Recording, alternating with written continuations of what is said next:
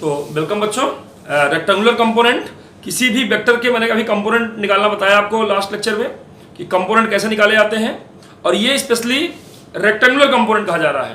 तो नाम से ही जाहिर है रेक्टेंगुलर का मतलब कुछ परपेंडिकुलर जैसा है, कुछ परपेंडिकुलर है।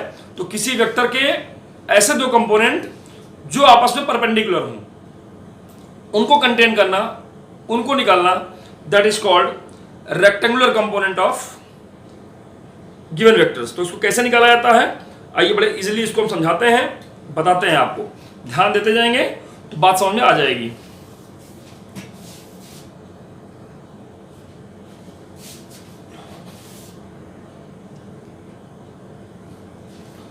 तो बच्चों यहां पर एक गिवन वेक्टर है A that makes an angle theta with X axis. तो यहां पर देखिए इस तरह मैंने एक्स एक्सिस और वाई एक्सिस बना लिया, और यहां पर देखिए एक वेक्टर दिखा दिया मैंने, this is vector A, that's origin, it is X axis, Y axis. Vector A makes an angle theta with X axis, direction दी गई है। Let a vector A makes an angle theta with x axis as shown in figure, as shown in figure. If vector A resolved in two rectangular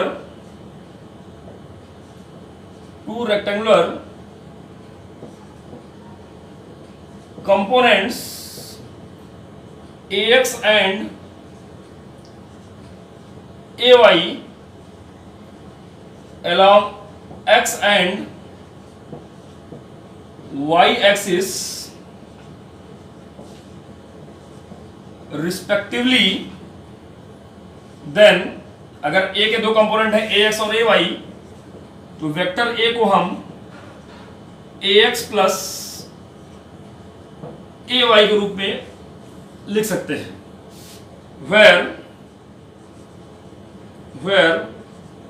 ax जो है वो ax i cap and ay को हम ay j cap के रूप में लिख सकते हैं। Then vector A can also written in the form of ax I cap plus ay j cap। आप देख रहे होंगे यहाँ पर I cap और j cap। I cap क्या होता है, j cap क्या होता है, k cap क्या होता है, ये आपको हम पहले बता चुके हैं। I cap is the unit vector along x axis, j cap is the unit vector along y axis, and k cap is the unit vector along z axis. I cap, j cap, k cap, these are unit vector along x axis, y axis, z axis respectively. These also called orthogonal set of unit vector. तो यहां पर हमने केवल rectangular component of vector in plane,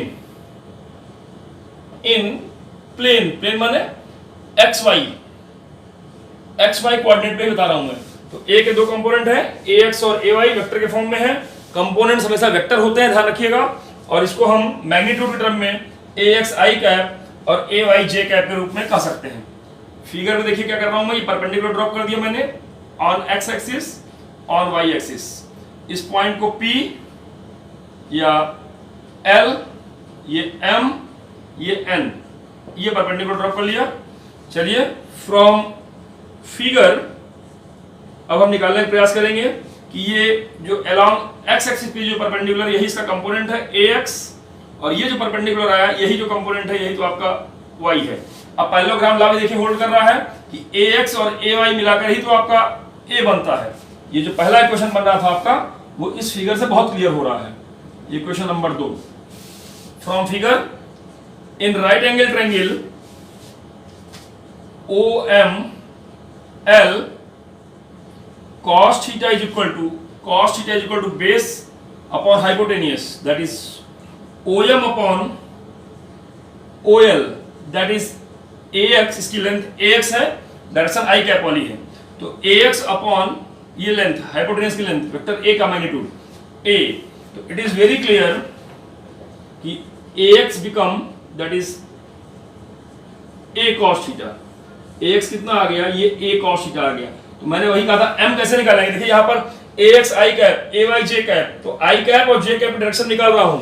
यही जो multiple था यही तो आपका एम था, यहाँ जो मल्टीपल है यही तो आपका वाई था।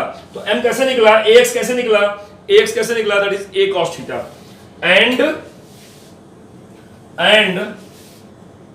इसी ट्रायंगल में साइन थीटा कितना है आपका, साइन थीटा हो जाएगा perpendicular upon hypotenuse, that is L M upon O L. L M का मतलब ये लेंथ, कितना, length of this component A Y by A, इसलिए A Y also becomes A sine theta. तो अब आप समझ सकते हैं मुझे ए एक्स और ए वाई दोनों मालूम चल गया है। ए एक्स कितना है, A cos theta, A Y कितना है, A sine theta. From equation second we get vector A is equal to कितना है, ए एक्स आई कैप और ए वाई जे कैप।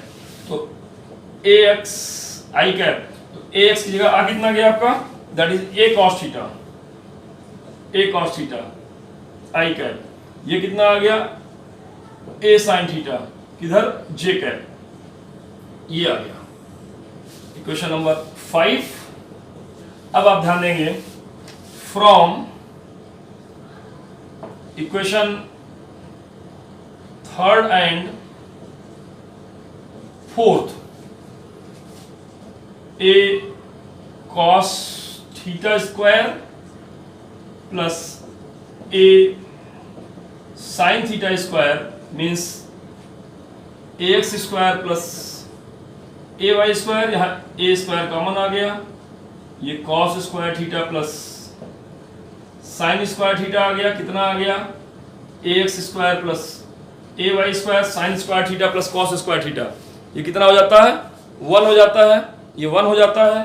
तो ये कितना आ गया आपका, A square that is equal to X square plus Y square. A की वैल्यू कितना आ जाएगी, under root of A x square plus A Y square, ये ए का मैग्नीट्यूड आ गया। एंड अब ये यहां पर हमने स्क्वायर करके सम किया था इक्वेशन नंबर 3 और 4 को, अब हम अगर डिवाइड कर दिए होते हैं, and from equation 4th divided by equation 3rd we get A sine theta upon A cos theta that is A Y by A X. तो ए कट जाएगा, that is tan theta becomes A Y by A X, इसलिए theta becomes tan inverse A Y by A X. अब आपको equation number 6